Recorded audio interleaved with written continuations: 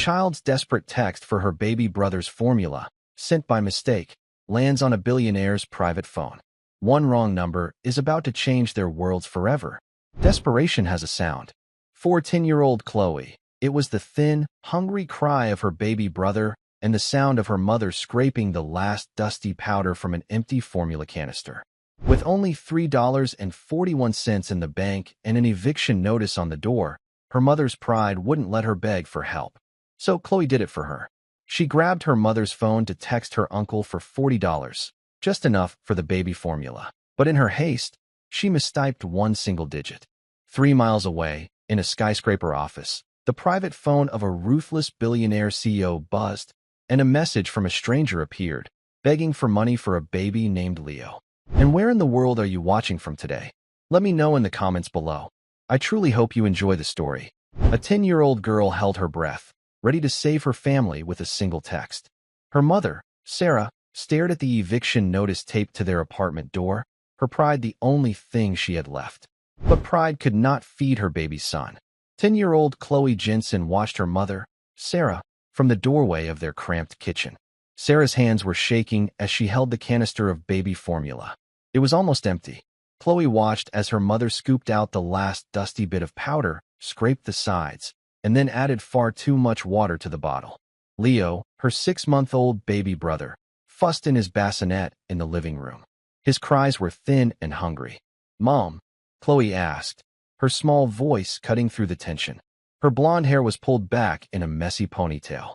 Sarah flinched, startled. She quickly screwed the cap onto the bottle, hiding the watery, pale blue liquid. "It's okay, honey. Leo's just fussy." "He's hungry, Mom," Chloe said. It wasn't an accusation. It was a fact. Tears sprang to Sarah's eyes, hot and angry. She hated this. She hated the desperation. She hated the chipped laminate countertop and the peeling paint. Most of all, she hated the fear. She had exactly $3.41 in her checking account. Her freelance bookkeeping clients had dried up. The cleaning jobs she took for cash barely covered the electricity. On the wall above their tiny dining table hung a framed photograph. It was her grandfather, General Michael "Iron Mike" Jensen. He was a war hero, a man who had faced down enemies and commanded armies. His stern, proud face seemed to look at her with disappointment. "Jensens don't fold," he had always said. "We don't beg." "I'll handle it, Chloe," Sarah said, her voice tight. "Go read your book." But Chloe didn't move. She had seen the eviction notice. She knew her mother had been laid off from the accounting firm 2 months ago. She knew her uncle Mark, Sarah's brother, had just moved to Texas for a new job. As Sarah went to pick up the crying baby, Chloe made a decision. She crept over to her mother's worn-out purse and pulled out the phone. She knew her mother had just saved Uncle Mark's new number. Her fingers flew across the screen, her small face set with determination. She typed, "Uncle Mark, it's Chloe. Mom won't ask. We need $40 for Leo's formula. Please. Mom gets paid from the cleaning job on Friday. I swear she'll pay you back." She hit send before her courage could fail her. 3 miles away, in a glass office that overlooked the entire city, Arthur Vance's phone buzzed. He ignored it. The 45-year-old CEO of Vance Holdings was in the middle of a hostile negotiation. His desk was a slab of dark, polished mahogany. His suit was worth more than Sarah's rent for a year. "The board will not accept a lower valuation, Vincent," Arthur said, his voice a low growl. His chief financial officer, Vincent Thorne, shifted in his seat. "Arthur, the numbers are soft. If we push too hard, they'll walk," Vincent argued. "Then let them walk," Arthur said. He ran a hand through his thick, salt and pepper hair. He was tired. Tired of the meetings, tired of the numbers, and tired of the empty penthouse he went home to every night. His phone buzzed again. An insistent, annoying sound. "Excuse me," he said, cutting Vincent off. He picked up the phone, expecting an update from the legal team. Instead, he saw the message from an unknown number. "Uncle Mark, it's Chloe. Mom won't ask. We need $40 for Leo's formula." Arthur frowned. He read the message twice. His brow furrowed in annoyance. A wrong number. A pathetic, desperate wrong number. He was about to delete it when the name Leo caught his eye. His heart gave a painful lurch. His daughter, Emily, who had been gone for 5 long years, had a stuffed lion. She had named it Leo. He shook the memory away. It was a coincidence. But something about the raw desperation in the text, the 10-year-old girl trying to protect her mother, made him pause. He typed a quick reply. I think you have the wrong number. I'm not Mark. In the apartment, Chloe stared at her mother's phone, her heart sinking. The reply popped up. Sarah, who was walking Leo back and forth, heard the ping. Who is that, Chloe? Is that your teacher? I don't know. Chloe stammered. Sarah put the baby down and walked over. She read the reply, then saw the message her daughter had sent. Her face went pale with mortification. Chloe, no? What did you do? Sarah cried, grabbing the phone. You typed the number wrong. You sent this to a stranger. Chloe's eyes filled with tears. I just wanted to help. Leo is hungry. I know, Sarah whispered, pulling her daughter into a fierce hug. The shame was so thick she could barely breathe. She felt her grandfather's eyes on her from the photograph. We don't beg. Her hands trembled as she typed a reply to the stranger. I am so deeply sorry. My daughter sent that by mistake. Please delete it. Wrong number. She tossed the phone onto the couch as if it were on fire. She buried her face in her hands. She had failed. She was a failure as a mother, a failure as a bookkeeper, and a failure as a Jensen. Arthur Vance read the apology. My daughter sent that. He should have let it go. He should have called Vincent back into his office and finished the merger details. This was not his problem. He had enough of his own. But he couldn't shake the image of a child. A hungry baby. A desperate mother. He thought of Emily. He thought of the weeks he had spent in the hospital, willing to give every dollar he had, every building he owned, just for one more day. His fortune had been useless then. He surprised himself by typing again. Is the baby okay? Sarah's phone pinged. She stared at it, confused. Why would this person write back? Her first instinct was fear. She had heard stories. Strangers on the internet. Predators. But exhaustion and desperation were stronger than her fear. She picked up the phone. We will manage, she typed curtly. Sorry to have bothered you. The reply was almost instant. It's no bother. I can help. Sarah snorted. Help. In her experience, help from a man always came with strings. Heavy, suffocating strings. I don't accept money from strangers, she replied. In his office, Arthur almost smiled. He respected that. She had pride. My name is Arthur, he typed. Now I'm not a stranger. What kind of formula does Leo need? Sarah's breath caught. He was being kind. But the suspicion remained. Why would you do this? You don't know me. Arthur looked out his window at the city skyline. His CFO would say he was avoiding work. His ex-wife would say he was being impulsive. They were both right. Let's just say I understand what it means to worry about a child, he wrote. And I'm in a position to help. Please, just let me send you the $40. The simple please broke through Sarah's armor. It wasn't a command. It was a request. Her exhaustion made the decision for her. Leo was starting to cry again. Similac sensitive, she typed. It's the only one he can keep down. It's the expensive one. She hated admitting that. What's your Venmo or Zelle? Sarah hesitated. What did she have to lose? Her pride was already shattered. She could block him if he became strange. She sent her Venmo username, SJ Finance. Her profile picture was a simple blue square with the letters SJ. Arthur opened his banking app. His finger hovered over the keypad. $40. He thought about the watery formula Chloe's mother was probably using. He thought about the shame in that last text. $40 wouldn't fix the problem. It would only patch it for 2 days. This wasn't about $40. It was about the hollowness in his own chest. It was about the ghost of a little girl with a stuffed lion. He typed, $500. He hit send. Sarah's phone buzzed with the notification. She opened the app, expecting to see $40. She gasped, her hand flying to her mouth. Arthur Vance sent you $500. Mom, Chloe asked, peering around the corner. Sarah sank onto her threadbare couch. She couldn't speak. The tears that she had held back for weeks, when she was laid off, when her brother moved, when the eviction notice appeared, finally came. She wept, silent, racking sobs for her failure, and for this impossible, terrifying kindness. She fumbled with the phone. This is too much. I can't accept this. I only needed $40. I will send the rest back. Buy groceries, Arthur replied. And buy something for your daughter. Consider it a loan. Pay it back when you can. Just take care of your children. Sarah stared at the words, her vision blurry. Thank you, she typed. I don't know what to say. Thank you, Arthur. The reply came a moment later. You're welcome, Sarah. Take care of Leo. Sarah's crying stopped instantly.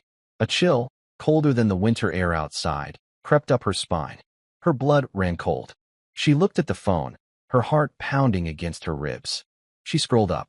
Chloe had written Leo's formula in the first text, so he knew the baby's name. But she had never, ever typed her own name. She frantically checked her Venmo account. The username was SJ Finance. The name on the account was just S. Jensen. The profile picture was the generic blue logo. There was no way he could know her name was Sarah. "Mom, what's wrong?" Chloe asked, seeing the color drain from her mother's face. Sarah shook her head, trying to breathe. Who is this man? In his penthouse office, Arthur Vance stared at his phone. He hadn't meant to frighten her. "You're welcome, Sarah. Take care of Leo." He'd typed the name without thinking. When her Venmo notification had popped up, S. Jensen, a flicker of curiosity had made him act. He was a man who dealt in information. It was his greatest weapon in the boardroom. He had buzzed his assistant, Martha. "Martha, I have a phone number and a Venmo username. SJ Finance and S. Jensen. I need to know who this is. It's a personal matter. Be discreet." Martha, who had been with him for 20 years and knew about Emily, simply nodded. "Of course, Mr. Vance." 5 minutes later, a file was on his screen. The phone number was registered to Sarah Jensen. The Venmo account was linked to a closed freelance bookkeeping business. A quick search of public records showed an address in a low-income neighborhood. A lien on her car. A recent layoff from a mid-level accounting firm. And then he saw her listed relative, Michael, Iron Mike, Jensen. Arthur leaned forward. He knew that name. Everyone knew that name. General Jensen was a legend, a man of profound, unshakable integrity from the last Great War. Arthur's own father had served under him. He had grown up hearing stories of Iron Mike's tactical brilliance and, more importantly, his honor. This was the general's granddaughter, desperate for $40 in baby formula. The disconnect was jarring. He looked at the photo attached to her old business profile. A tired but intelligent-looking woman with kind eyes. And standing next to her, a small, blonde-haired girl. Chloe. He had sent the $500. Then, he had looked up Mark Jensen in his own company's new employee database. Vance Holdings had just acquired a small tech firm in Austin. And there, on the list of new HR personnel, was Mark Jensen. He cross-referenced the phone number. Chloe had mistyped one single digit. He hadn't intended to find all this. But now that he had, he couldn't just walk away. His problem with Vincent Thorne, his CFO, was growing. He suspected Vincent was skimming, burying losses in acquisition accounts. But Vincent was smart, and he controlled the entire finance department. Arthur needed an outsider. Someone with no connections, who was smart, and who was desperate. He had meant to type, "Take care of Leo." But his mind had been on Sarah Jensen, and the name had slipped out. He saw her read receipt. Then nothing. He had scared her. Idiot, he muttered to himself. He would give her space. He would let the money solve her immediate problem. Tomorrow, he would propose a real solution. Sarah's apartment felt small and dangerous. The $500 in her Venmo account felt like an accusation. "Who is he, Mom?" Chloe asked again, her voice trembling. "Did I do something bad?" "No, baby, no." Sarah pulled Chloe onto her lap, her heart hammering. "You were trying to help. I don't understand how he knows my name." She spent the night on the couch, watching Leo sleep in his bassinet.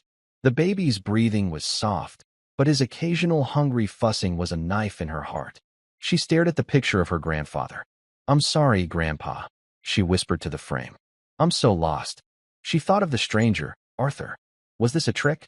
Would he show up at her door? Had she put her children in danger, all for $500? She considered sending the money back. But the canister of formula on the counter was empty. Utterly, completely empty. Leo would wake up in a few hours, and she would have nothing for him. By dawn, the desperation had won out over the fear. She would not let her son starve because of her pride. She transferred $100 to her checking account. Just enough for the formula, diapers, and food for the week. The rest she would leave untouched. She would document it, like a loan. She would pay it back. Every cent. She dressed Chloe for school and bundled Leo into his carrier.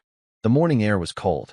She clutched her keys, ready to walk to the grocery store, when her phone pinged. Her stomach dropped. It was him. "Arthur. Good morning. I hope you and the children are well. I owe you an explanation." Sarah stared at the message, her fingers frozen. I apologize, the next text came.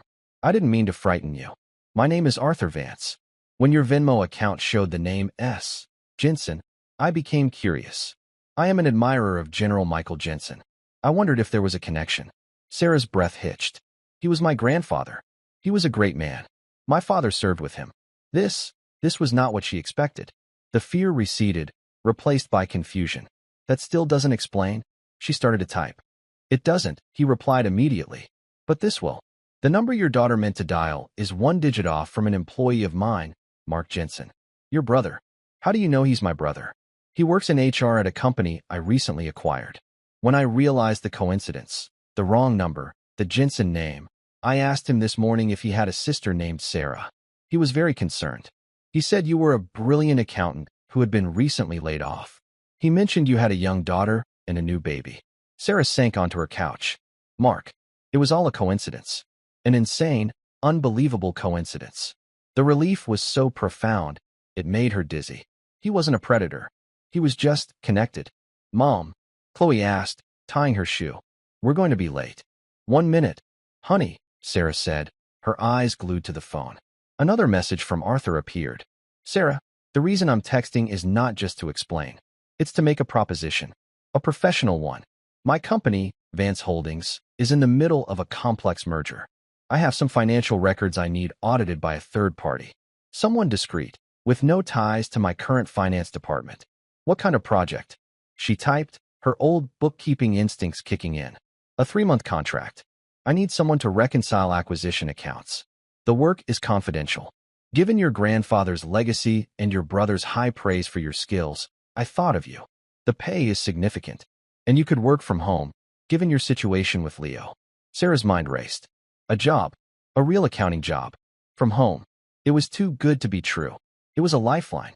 And the $500? She asked, her pride stinging. A signing bonus. Or a gift from one admirer of General Jensen to another. Whichever makes you more comfortable. We can discuss the details in person. My office, tomorrow. 10 a.m. I'll have my assistant send you a car. A car. An office. A job. Yesterday, she was watering down formula. Today, a billionaire CEO who knew her grandfather was offering her a position. Why me? She typed. You don't know me. I know you're General Jensen's granddaughter. I know you're an accountant. And I know you have too much pride to ask for help, even when you need it.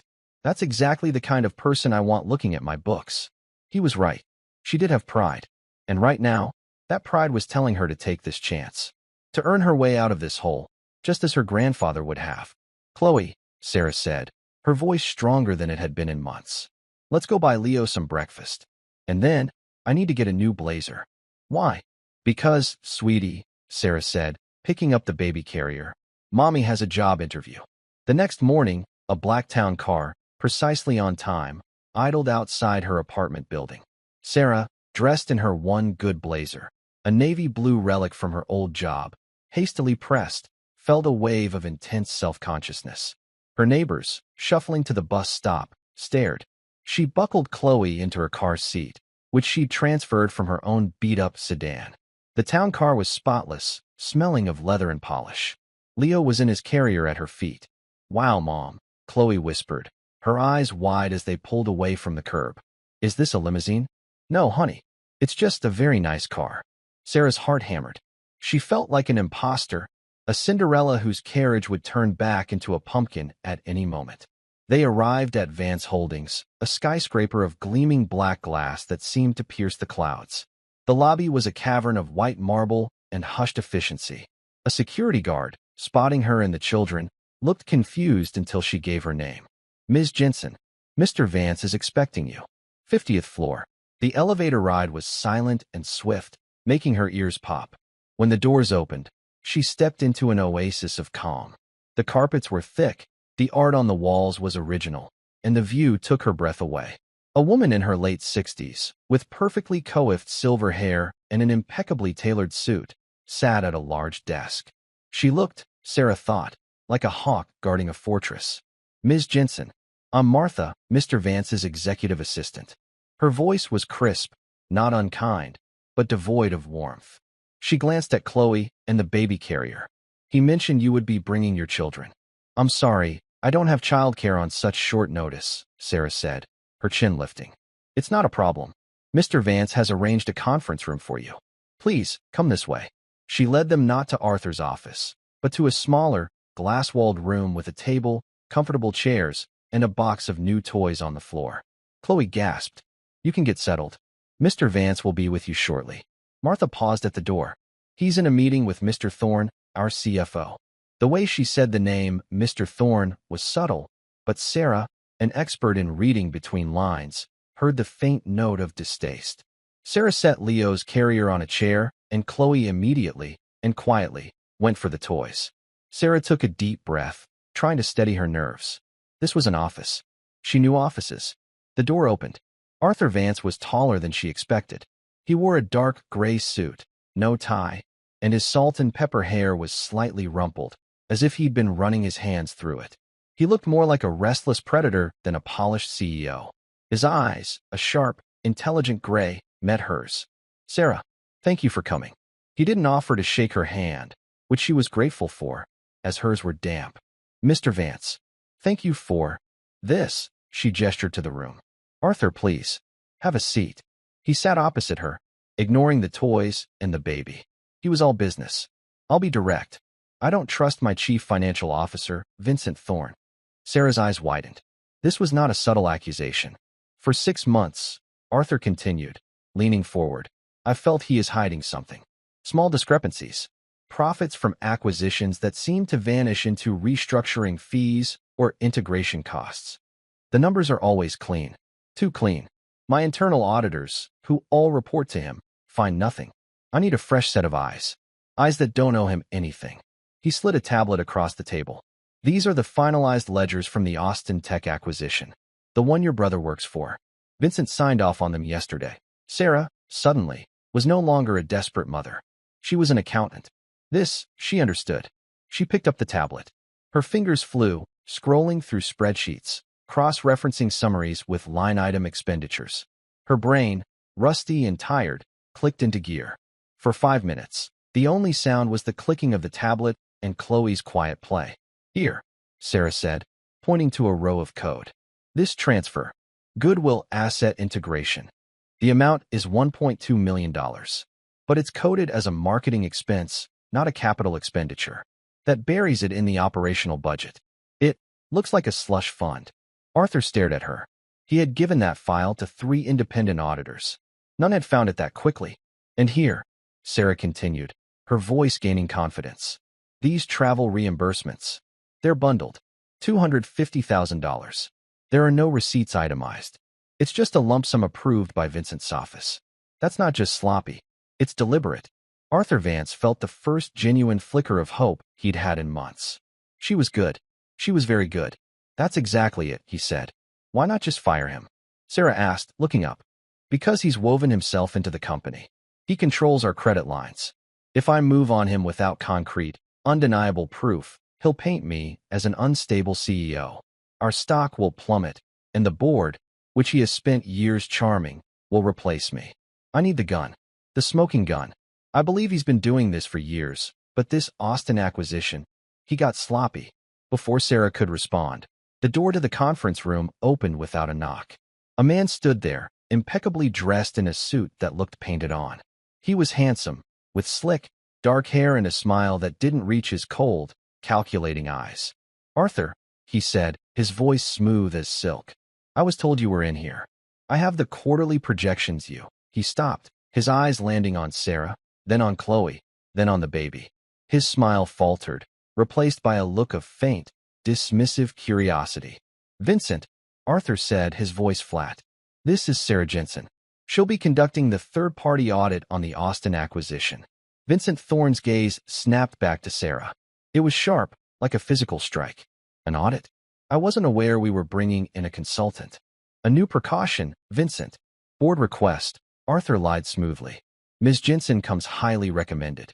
Vincent held his smile, but his eyes were ice. He looked Sarah up and down, taking in her discount store blazer and the clear exhaustion in her face. He saw no threat. He saw a cleaning woman who had wandered into the wrong room. Ms. Jensen, he said, the name dripping with condescension. A pleasure. I'm sure my team will provide you with anything you need. Though I must say, our books are immaculate. You'll find your time here very boring. I'll be the judge of that, Mr. Thorne, Sarah said, her voice quiet but firm. She held his gaze. The shift in the room was electric. Vincent's smile tightened. He had expected her to be cowed. She wasn't. Of course, he said. He placed his file on the table. Arthur, my projections. He turned and walked out, the door clicking shut behind him. Sarah let out a breath she didn't know she was holding. Now you see, Arthur said quietly. He's dangerous, Sarah whispered. He is. Which is why you will work from home. You will have access to our servers via this. Arthur pushed a brand-new, high-spec laptop across the table, along with a secure hard drive. You will report only to me. Your name will not appear on any employee list. As far as Vincent is concerned, you're a low-level temp, checking for typos. He stood up. Your contract is for $20,000 for 3 months of work. The $500 was just the beginning. I need the truth, Sarah. Can you find it? Sarah looked at her daughter, playing happily. She looked at Leo, sleeping peacefully, his stomach full of the good formula she'd bought that morning. Then she looked at the picture of her grandfather that she kept in her wallet. We don't beg. She stood, too. I'm not a spy, Mr. Vance. I'm an accountant. I'm not asking you to be a spy. I'm asking you to do your job better than anyone else. This was her way out. Not a handout, but a fight. A fight she was trained for. I can find it, she said. I know. Arthur looked at her, and for the first time, his eyes softened. My father used to say that General Jensen could see the truth of a man just by looking at him. He said that kind of integrity was in the blood. I'm counting on it. Sarah Jensen, granddaughter of a hero, mother of 2, and now a secret auditor, picked up the laptop. When do I start? She asked. You already have, Arthur replied. The first few days were a blur for Sarah. Her small apartment, once a prison of desperation, became her command center. The $20,000 contract fee had been wired to her account. She paid her overdue rent. She paid the electric bill. She bought 2 weeks' worth of groceries. She bought Leo the expensive formula without even checking the price tag. The constant, grinding fear of how will I feed my children was gone. It was replaced by a new kind of fear. The laptop Arthur had given her was a fortress. She worked late into the night, long after Chloe was asleep, with Leo's bassinet by her feet. The apartment was silent, save for the click of her keys and the baby's soft breathing. She was no longer just an accountant. She was an archaeologist, digging through the digital ruins of Vincent Thorne's acquisitions. The $1.2 million slush fund was the tip of the iceberg. She found ghost employees on the payroll of acquired companies, their salaries routed to an offshore account. She found invoices for consulting services from a shell company that, after hours of cross-referencing, she found was registered to Vincent's brother-in-law. This wasn't just skimming. This was a sophisticated, multi-million-dollar operation. She felt sick. She was a bookkeeper from a 2-bedroom apartment. He was a powerful CFO. If he even suspected what she was doing, what would he do to a single mother with 2 children? She looked at the photo of General Jensen. Her grandfather had faced down enemies with guns. Her enemy used spreadsheets. Integrity. Sarah, she heard his voice in her head. It's just math. Find the truth. She saved her findings on the encrypted hard drive, making meticulous notes, documenting every step. She was building a case, brick by brick. Meanwhile, in his sterile office on the 50th floor, Vincent Thorne was uneasy. He had dismissed the consultant, Sarah Jensen. She was a nobody, a charity case Arthur had hired, probably out of some misplaced pity. But the lie Arthur told, a board request, had bothered him. Alan, Vincent said into his speakerphone, speaking to his head of IT security. The new audit protocol Arthur set up. I want to know what it's accessing. I can't see what, Mr. Thorne, Alan replied, his voice tinny. Mr. Vance used his executive credentials. The data stream is encrypted end-to-end, but I can see where it's looking. It's pulling massive data packets from the Austin merger files, specifically acquisition expenditures and vendor payments. All night, Vincent went cold. It was her, that tired-looking woman with the baby. She wasn't just checking for typos. Arthur had set a watchdog on him. She's a ghost, Vincent muttered, poking around in my house. Sir, I want you to track her login, Vincent commanded. I want to know the second she accesses the server. And I want you to prepare a new file. A honeypot. We're going to leak some new vendor invoices into the Austin file. Make them look tempting. Make them look like the exact kind of sloppy bookkeeping she's hunting for. What will they lead to? Alan asked.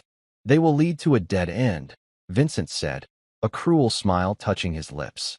But they will also plant a tracker on her machine. I want to know who this ghost is, where she is, and exactly what she finds. It's time to see if she's smart enough to be a real threat, or just a stray dog Arthur picked up. The pressure was getting to Sarah. She was home, but she was barely present. She made Chloe breakfast, her eyes scanning the laptop screen. She fed Leo, her mind tracing wire transfers. One afternoon, Chloe came home from school and slumped at the kitchen table. How was school, honey? Sarah asked, her fingers flying across the keyboard. Fine. Did you finish your math homework? Yes. The silence stretched. Sarah, sensing the mood, finally looked up. Chloe was just staring at the table, her blonde hair hiding her face. Chloe? What's wrong? Chloe didn't answer. Sarah's heart clenched. She got up, knelt by her daughter's chair, and gently pushed her hair back. Chloe's eyes were red. Sweetie, talk to me. It's just, Chloe whispered, her lower lip trembling. Ashley said my shoes are ugly. They're the ones from the church donation box. Everyone in my class has new light-up sneakers. Sarah's stomach dropped. The shoes. She had paid the rent and bought food, but she hadn't even thought about clothes. She had been so focused on the $40 million theft that she had missed her own daughter's quiet shame. And, Chloe continued, the words tumbling out, the field trip to the museum is next week. The permission slip is in my bag. It's $30. I told Ashley we couldn't go. She said, of course you can't. You're poor. Sarah pulled her daughter into a fierce hug, her own eyes burning with tears.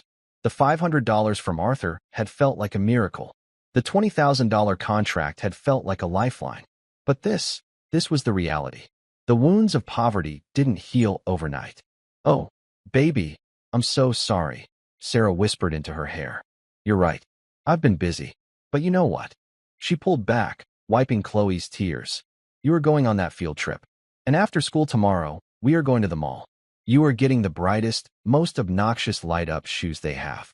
Chloe's eyes widened. Really? Really? Sarah's resolve hardened into steel.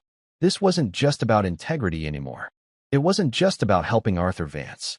It was about Ashley. It was about $30 field trips and light-up shoes. Vincent Thorne wasn't just stealing from a corporation. He was, indirectly, stealing her daughter's childhood. I promise, Chloe, things are going to be different. That night, she needed to clear her head, and she needed information. She called her brother, Mark. Sarah, hey, how are you? His voice was bright, energetic. It already had a Texas drawl. Hey, Mark. I'm good. I'm okay. How's the new job?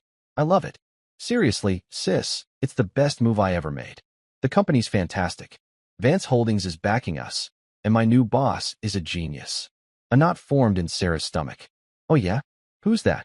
Our CFO, guy named Vincent Thorne. He flies in from headquarters. He's incredible. He took the whole leadership team out to a steak dinner. Said we're the future of the company. Sarah gripped the phone tighter. He seems generous. Totally. He's all about rewarding talent. He's exactly the kind of boss I've always wanted. Why? You heard of him? Sarah had to lie. It tasted like acid in her mouth. No, not really. Just, his name was on some paperwork I'm auditing for a new client. Small world. Well, if your client is working with him, they're in good hands, Mark said enthusiastically.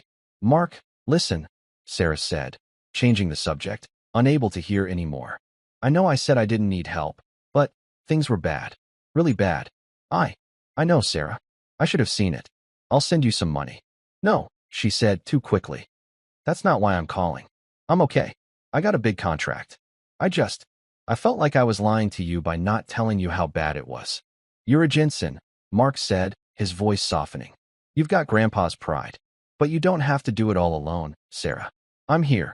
She hung up the phone, her hands shaking. This was so much worse than she thought. If she exposed Vincent, she wasn't just exposing a criminal. She was shattering her brother's new life. She was taking down his hero. She turned back to the laptop. Her gaze fell on the encrypted hard drive. This was bigger than her, bigger than Mark. It was about the truth. She logged back into the server. She had to finish this. And as she logged in, a new folder appeared in the Austin directory. VTech future projections and unpaid invoices, urgent. It was sloppy. It was obvious. It was exactly what she was looking for. It was the trap. Sarah stared at the new folder. VTech future projections and unpaid invoices, urgent. Her heart was pounding, but not with excitement. It was with suspicion. She was a meticulous accountant. Vincent Thorne, for all his crimes, was also meticulous. He was a man who buried millions in sophisticated shell companies and ghost payrolls. He would not suddenly get sloppy. He would not leave a folder marked urgent full of unpaid invoices sitting in the open. It was bait. He had dismissed her in person, but he was a man who left nothing to chance. He must have realized someone was digging. This was a test. Or worse, a trap. He wanted to see what she would do. He was probably tracking this folder. If she opened it, he would know. He might have even embedded a tracker in the files, something that could infect her secure laptop, see her screen, or track her location. Sarah looked at the laptop Arthur had given her. It was her lifeline. She couldn't risk it. She shut it down. "Chloe," she called out, her voice calm. "I have to run to the library to print some things. Mrs. Petrov next door is going to listen for Leo. I'll be back in an hour." The public library was 10 blocks away. It was old, smelled of paper and floor wax, and, most importantly, had a row of public access computers. Sarah sat down at a terminal in the corner. She used the library's Wi-Fi to log into a temporary, anonymous cloud-based server, a trick she'd learned in a forensic accounting seminar. From there, she remotely accessed the Vance Holdings server. She was now a ghost inside their system, her IP address completely masked. She navigated to the urgent folder. She didn't open the files. Instead, she examined their properties, the metadata, and there it was. Embedded in the comments section of the main spreadsheet, a single string of code. A tracking pixel. It was designed to report back to a specific server the second the file was opened. A server she quickly traced to Vincent's personal IT vendor. He wasn't just watching the folder. He was trying to plant a bug. Sarah almost smiled. He had underestimated her. He thought she was just a tired mom, a low-level temp. He had no idea who he was dealing with. She logged out. She walked home. That night, she put her plan into action. She turned her secure laptop back on. She logged into the Vance server. She clicked on the bait folder. She downloaded the files, triggering the tracker. She knew Vincent, or his IT man, Alan, would be watching. She had to give them a show. She spent 2 hours analyzing the fake invoices. She then opened a new document on her laptop, a document she titled Audit Report, Preliminary. She wrote, "Preliminary findings show significant discrepancies in the VTech unpaid invoices folder. Several vendors appear fraudulent, with payments authorized by a junior manager. This points to potential mid-level fraud. Estimated impact, $85,000. She made it sound competent, but not brilliant. She made it sound like she had found exactly what he wanted her to find. She made it seem like her investigation would now focus on this $85,000 red herring. She saved the file, closed her laptop, and went to bed. On the 50th floor, Alan, the IT head, forwarded the alert to Vincent Thorne, who was enjoying a late-night scotch in his penthouse. She took the bait, Mr. Thorne. Alan's email read, "The tracker is active. We can now see her local file directory. Attached is a screen cap of the report she's writing. She's chasing the $85,000. Vincent laughed out loud. $85,000. It was perfect. He had been worried for nothing. This Sarah Jensen was exactly what he thought. A book pusher, not a hunter. She was no threat at all. Good, Vincent replied. Let her chase it for a few more days. Then, Arthur can pay her for her audit, and she can go back to her pathetic life. End her server access on Friday. I'm tired of this distraction." He took a sip of his scotch. He was already thinking about his next acquisition. For the next 3 days, Sarah was the model of a bad investigator. She logged in, poked around the fake files, and made copious notes in her dummy report. But when she was offline, the real work began.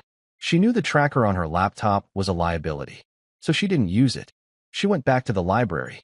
Every day, for 3 hours, while Chloe was at school and a trusted neighbor watched Leo, Sarah used the public terminals. Vincent was expecting her to be digging in the Austin acquisition. He was watching the front door, so Sarah went around to the back. She stopped looking at the subsidiaries. She started looking at the parent company, Vance Holdings. She wasn't looking for stolen money. She was looking for wash money. Where did the money go after it was stolen? She bypassed accounts payable. She bypassed acquisitions. She went to a place she knew no one ever audited with any real scrutiny: corporate philanthropy. Vance Holdings donated tens of millions of dollars a year. It was good PR. She pulled the master list of donations. The opera, the ballet, the children's hospital, all legitimate.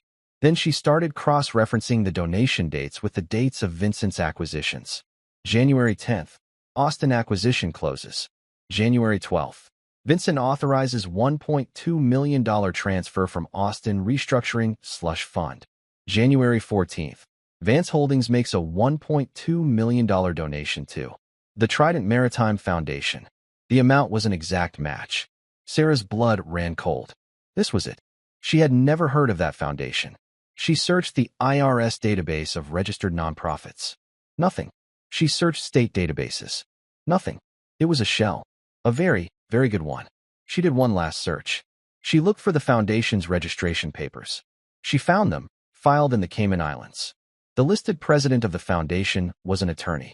But the corporate signatory, the man with authority over the bank account, was Vincent Thorne. He wasn't just stealing the money. He was routing it through the company's own charity books, claiming a tax deduction for it, and then pocketing it in an offshore account.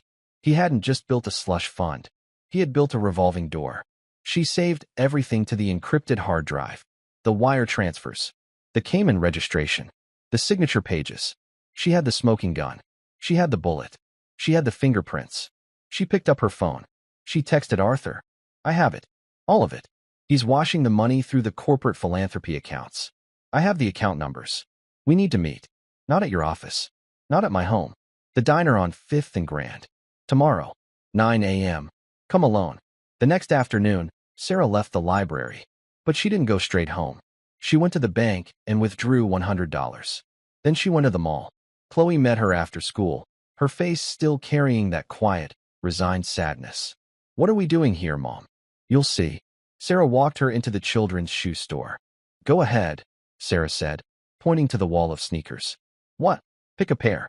Any pair. Chloe's eyes went wide. She pointed, her finger trembling slightly. Those. They were magnificent. They were bright pink, covered in glitter, and had plastic, light-up butterflies on the heels. They were, Sarah thought, the most wonderfully tacky shoes she had ever seen. Good choice. 10 minutes later, Chloe was walking out of the store, her feet flashing pink and white with every step. She wasn't walking. She was stomping. Stomping to see the lights. A huge, brilliant smile was plastered on her face. Ashley is going to freak out, Chloe breathed, her voice full of awe. Sarah took her daughter's hand. The shoes were just shoes. But they were also a promise. She had told Chloe things would be different. She was going to keep that promise. She was done being scared.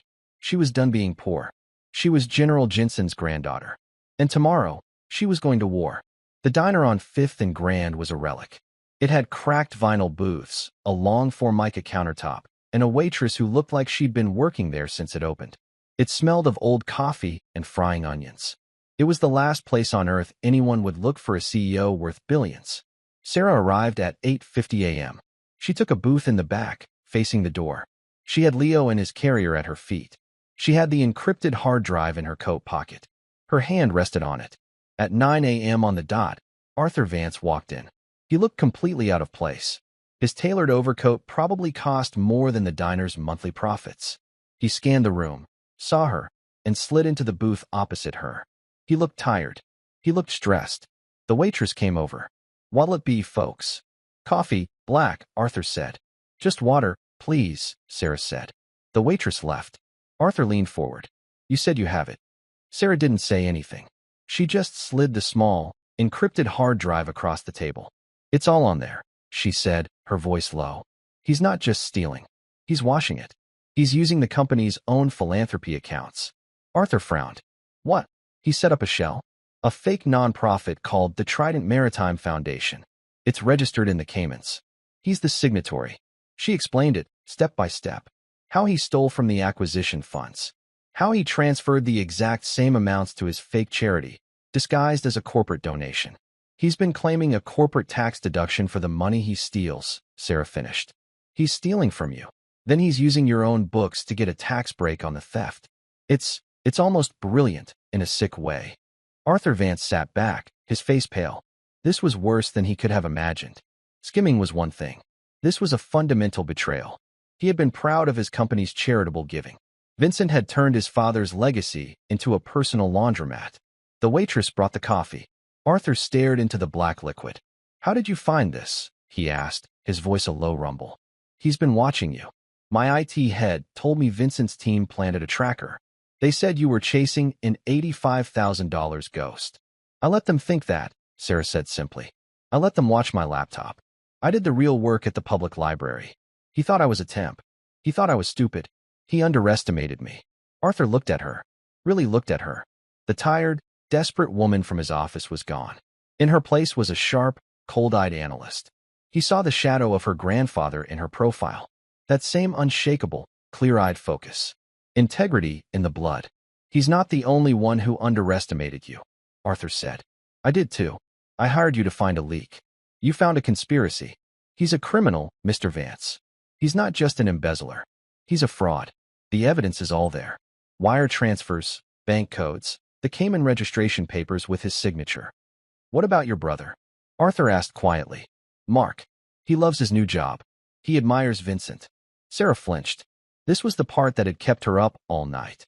"My brother is a good man," she said, her voice tight. "He's also a victim. Vincent is using him, just like he's using everyone else. The truth is the truth. Mark will have to see it. I won't let my family be a shield for that man." Arthur nodded, a new, cold resolve settling in his features. He had been hesitant. He had worried about the board, the stock. But this was personal. "What do you need?" Arthur asked. "I need you to call a full, emergency meeting of the board. Today. Not in the main conference room. Get them to your private study. I need him to feel comfortable. I need him to walk into a room he can't control. And then you let me present my findings," Sarah said. "He won't be able to run. He won't be able to hide. It's just math. And the numbers don't lie." Arthur took a sip of his coffee. It was bitter and burnt, but it felt right. He pulled out his phone. "Martha," he said into the phone. "Clear my schedule. Get every board member to my personal study in 2 hours. Tell them it's a matter of corporate survival. And find Vincent Thorne. Tell him I need him there." Immediately, he hung up. He looked at Sarah. 2 hours, he said. Sarah picked up the baby carrier. "I'll be there." As she walked out of the diner, Arthur watched her go. A 10-year-old girl's mistaken text had just saved his entire company. Vincent Thorne was annoyed. He had been pulled out of a very important lunch. An emergency board meeting? In Arthur's private study? It was irregular. It was messy. He smoothed his tie as he rode the private elevator up.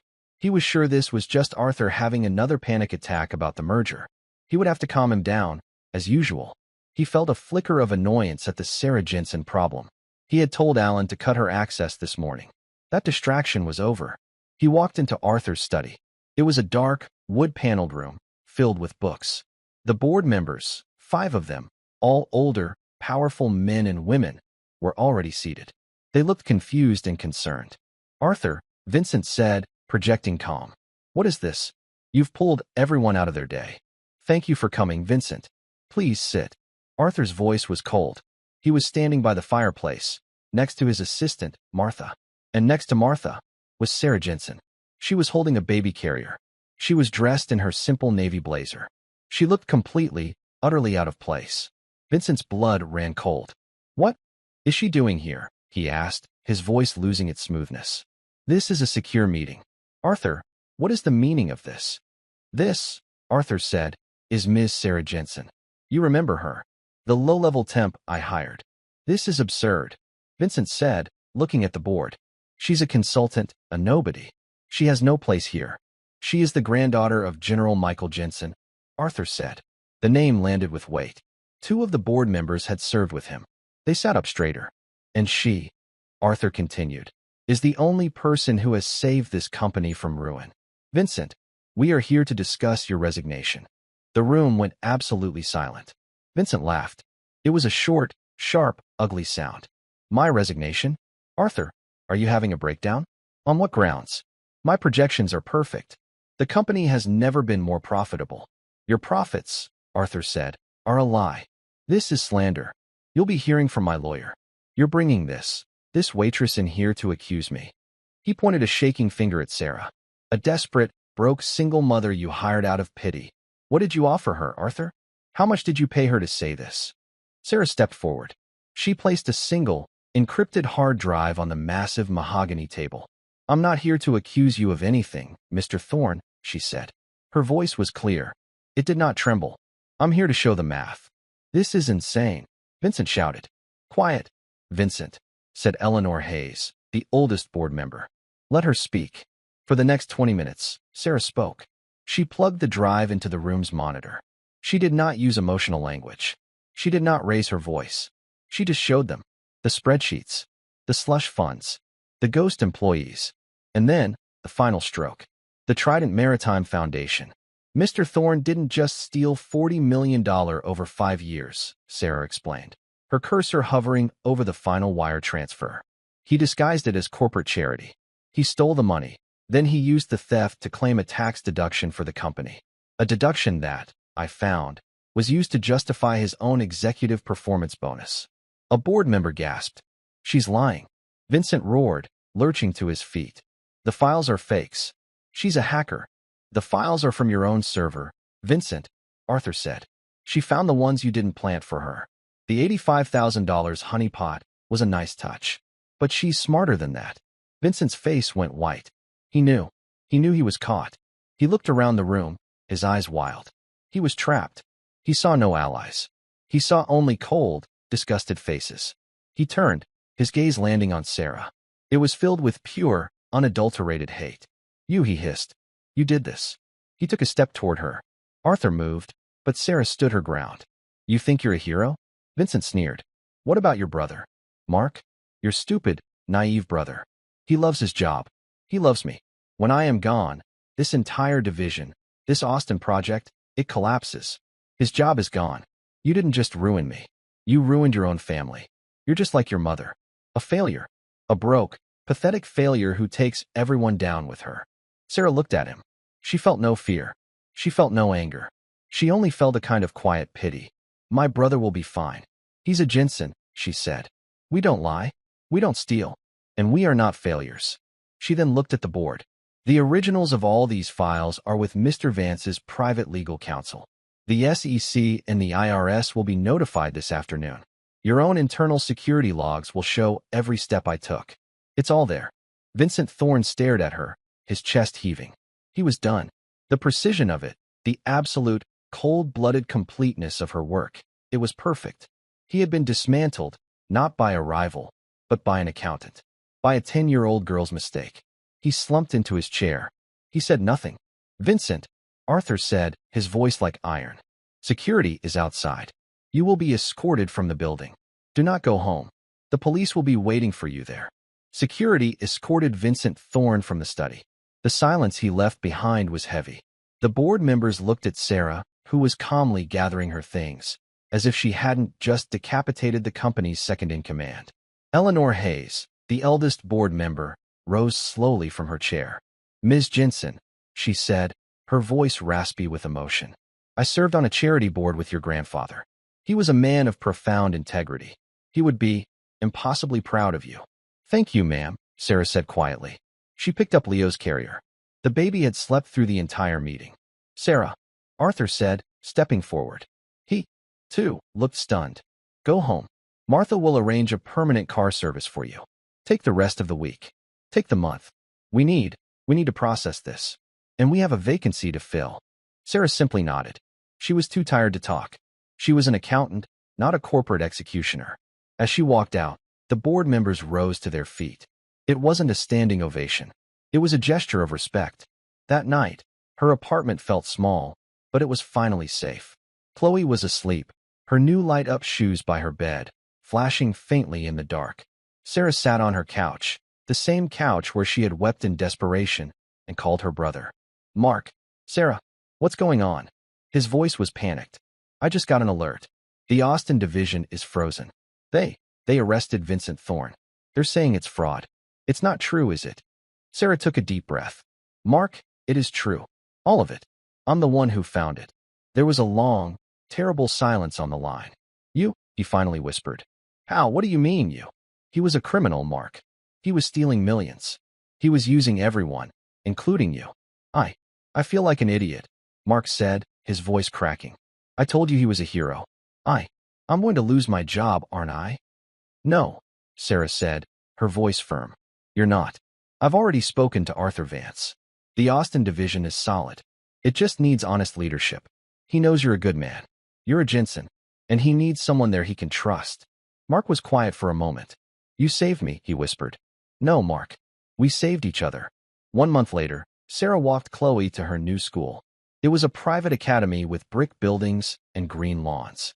Chloe, wearing her new uniform and her light-up shoes, which she refused to give up, ran ahead to join a group of new friends, laughing. Sarah watched her go, a smile on her face, before walking 2 blocks to the Vance Holdings Tower. She rode the private elevator to the 50th floor.